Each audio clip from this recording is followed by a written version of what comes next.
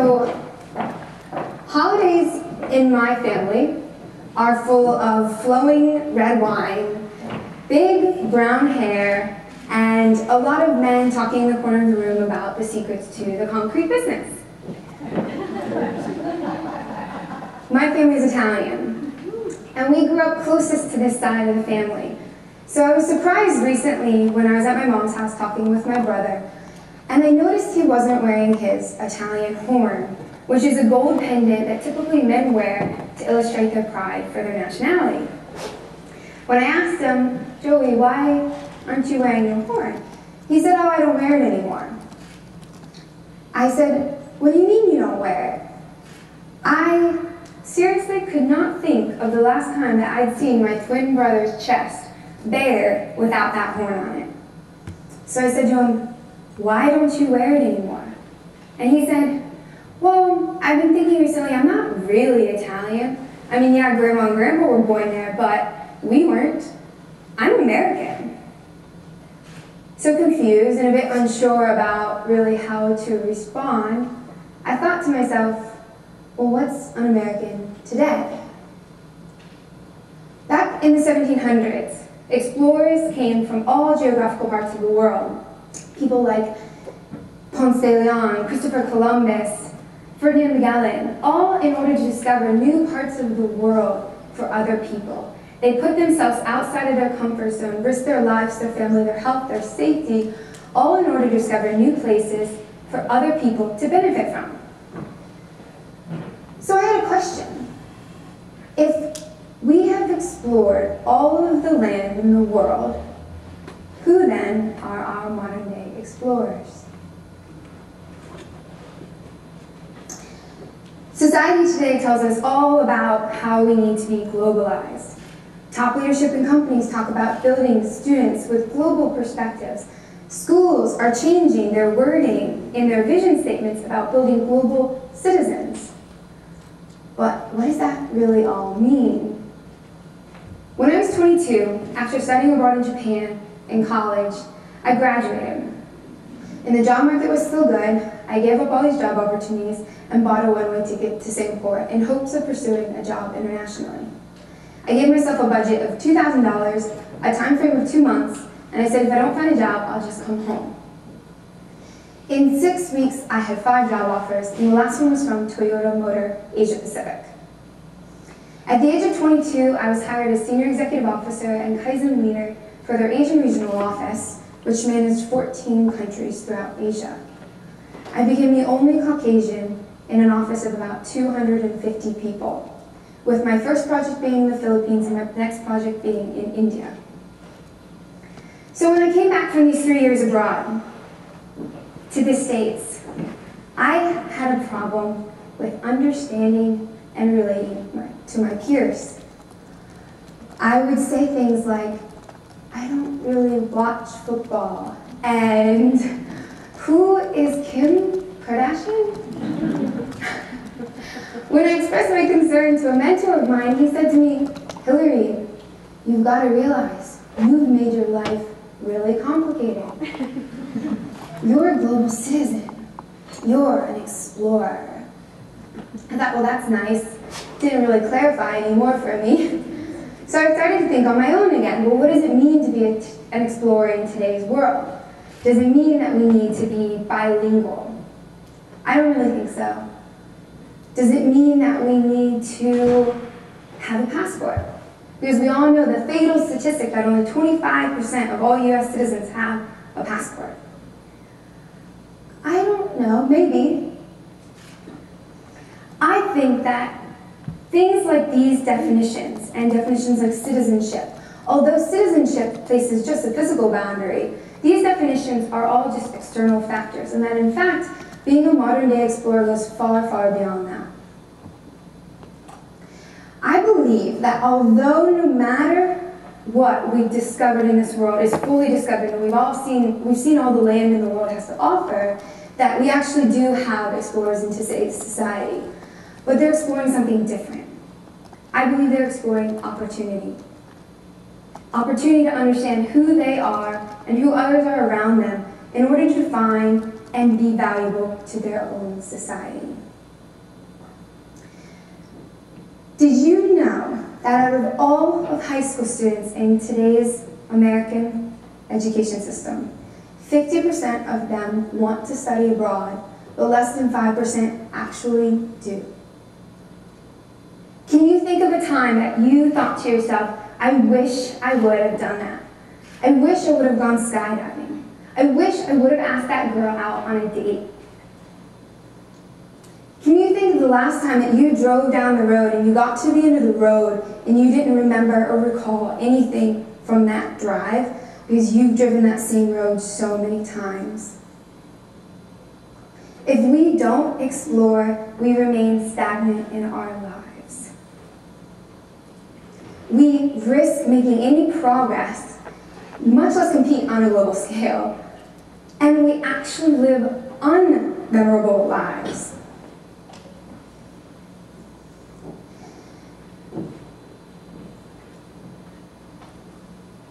When I lived abroad, I was exposed to this opportunity to explore myself and what I wanted to be on a daily basis.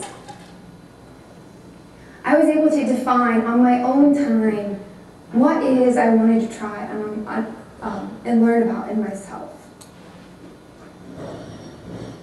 When we have these opportunities to explore, we have the opportunity to find on our own what it is that we want out of life. And I believe that modern-day explorers in today's society have this chance. And that although what we are exploring is different from what Columbus and other explorers back in the 1700s saw, in fact, we still share that same spirit for discovery, and many, many of our characteristics are the same. To begin, modern-day explorers are constantly experiencing pain. Why, you may ask? Because they're constantly putting themselves outside of their comfort zone, and actually they're doing things they don't want to do, trusting that they'll grow from it. My first business trip for Toyota was to Taiwan. When we visited the office in the Taiwanese dealership, we went to take lunch one day, and my Taiwanese counterpart sat across from me, and he looked at me and he said, "Hilary-san, do you take fish?" So I said, "Yes, I take fish." A few moments passed, an entire platter of fish came to the table, from the skin to the tail to the eyeball. He looked at me again and said, "Hilary-san, you must eat the eyeball. It's good for the women's skin." I could feel everyone at the table watching to see how I would react. So I smiled, picked up my spoon, scooped the eyeball from its socket, held my head back, dropped it down my throat, and swallowed it whole. The entire table roared in applause that who is this white girl that would come in here and actually eat the eyeball without any hesitation? From that moment on, I had the entire trust of the Taiwanese dealership, and out of 14 countries that we worked with, they had our back and we had theirs, no matter what the situation. You see, this kind of lifestyle of living abroad and daring yourself outside your comfort zone became addicting. Because when you live abroad, it's like reinvigorating all your five senses all over again. You learn to smell new ocean water. You learn to hear new languages. You learn to taste slimy organs. But it's these moments and these awkward, uncomfortable moments that make life so memorable. And living abroad is just this natural environment that encourages and enables you to do it. But living abroad is not the only way. A fellow modern-day explorer and friend of mine, Dustin Garris, has coined a term for this value that I just described. It's called life's profit. And life profit is a new social movement that is all about people exploring new experiences and making more days memorable. This is the mindset and the behavior that is the core of a modern-day explorer. Modern-day explorers also are very different from most people. Instead of quickly looking at someone and making an inference, they actually try to proactively understand someone's perspective. Can you think of a time recently that you quickly did something without thinking and then thought, oh, I hope they don't judge me because that's so not me and I so normally wouldn't do that? When I was on a business trip in India, I got assigned to this new project and I met the dealer owner, and he's this jolly, round Indian man, a typical Indian salesman, loud, boisterous, and funny. But he's also about 6 foot tall, very intelligent, and rich. Everyone did whatever this man said. I, however, avoided him at all costs. I was terrified of him, and because I didn't need to work with him directly, I just avoided him. Until one day I was coming down the hallway of the dealership, and I noticed him talking to some of my team members who were the local staff. I overheard their conversation, and they were talking about travel. So I joined them, and before I knew it, 3 hours had passed, and it was just me and this dealer owner talking one-on-one about the benefits of travel. I discovered that he had been to the US a dozen times. He had all these business ideas about how the US could learn things from the East, and the East could learn things from America. And all these interesting opinions that I'd never thought about cross-cultural understanding, and about what young Americans can learn from the East. At the end of our meeting, he said to me, "Hilary-san, next time you need anything, come to me, okay? You come to me, directly to me, anything you need, anything you need." In judging him incorrectly as a salesman just trying to make more money by getting the benefit of our help as a regional office, I was actually inhibiting us from doing better business, from doing my job. Modern day explorers don't judge people by what they see on the outside. They search to find a bond with people, to connect, and understand who they are from their individual perspective.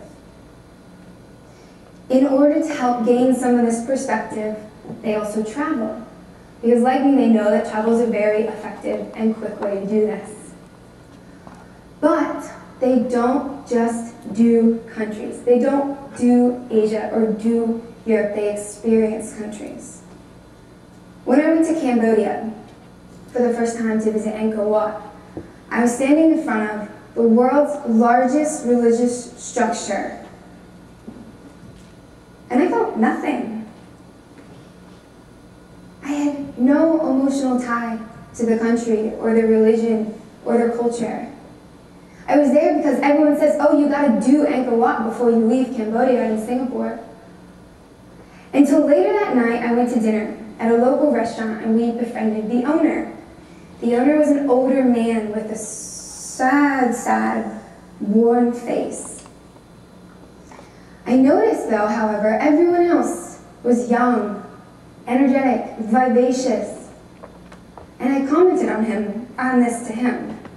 And his response was, yes, because most of my generation was killed as casualties in our Civil War. I know what it's like to experience death in friends and family. I could only connect with him through this human experience, and it entirely changed my perspective of Cambodia. And it gave me this perspective of this generation of a country that otherwise I would have never had compassion for. And it made Cambodia memorable.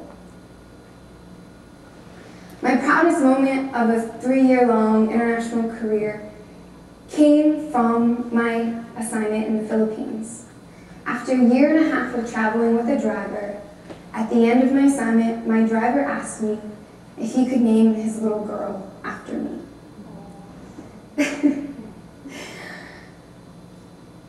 Despite all of our reasons to not be friends, because of how much money we make a year, because of our skin color, because of our societal status, we built this friendship and we were able to share this human experience of naming a child. My biggest learning experience, however, in all 3 years, came from India. I realized in India that the days I looked at my counterparts and my team members as non-native English speakers, as non-Western educated, as making $200 a month, or as dark skin colored so they're poor and we shouldn't talk to them, when I looked at them like that, my job performance plummeted. Things didn't get done and we didn't make progress with our work.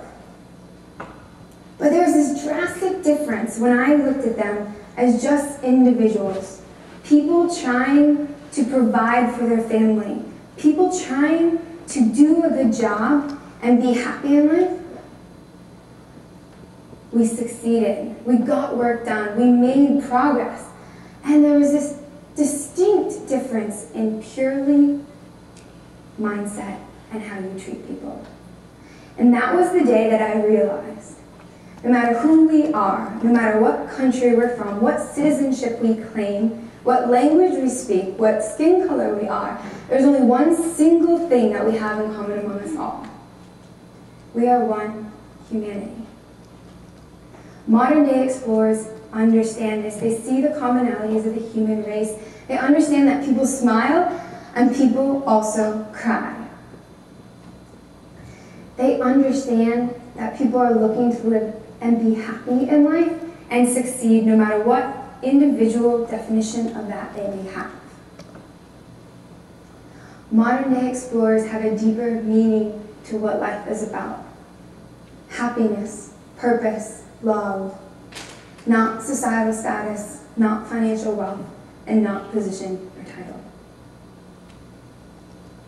After living abroad, I was pushed in this extreme circumstance to really understand who I was and what I wanted out of life.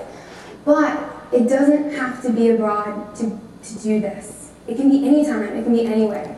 You guys are here at TED today because you're looking to learn. You're looking to broaden your horizons. You are already on the first step. When you leave today, though, I dare you to take all of these things that the wonderful speakers here have been talking about. Even I myself have been learning ideas that I've never even thought about or even considered. And you explore them. Do things that scare you. Go to the gym and pick up 20 pounds, not 10 pounds. Please ask the girl on a date if you want to. Don't judge people and what you only see on the inside, but actually look a little bit deeper and try to ask them a question about something you can't see on the outside. Ask a chef why he makes the food that he makes. Connect with people authentically. Ask them how they define success in their own life. And then don't talk. Listen. And see how long you can be quiet for. When I came back to the States in August 2010, I wrote my book, One White Face, for one main reason. I wanted to inspire the spirit of discovery in other young people. I wanted others to see how they can be a modern-day explorer as I am. Modern-day explorers see that life is not just about surviving. It's about thriving because we are here for a reason and we are blessed. So now that the territory has been discovered, now the world has been seen by all, who are we? Modern-day explorers don't succumb to the idea that the world is flat. They believe that cancer can be cured. They believe that the music industry can be revolutionized. They push themselves until the point that it hurts because they know that the world depends on it. They don't judge people on what they see on the outside. They try to understand people from the inside by connecting with a bond. They don't do countries, they experience countries, and then they take the bits and parts that they want and they adapt into their own lives. Lastly, people who are modern-day explorers engage with people authentically, and they understand that we have commonalities as a human race, and we want to all live memorable lives. So if I could go back to that day with my brother and respond to his response, I would say to him, I'm an American too, but I'm also Italian, I'm a global citizen, and I'm an explorer. But who knows? Maybe one day I'll say to myself, I'm not any of that. I'm human. Thank you.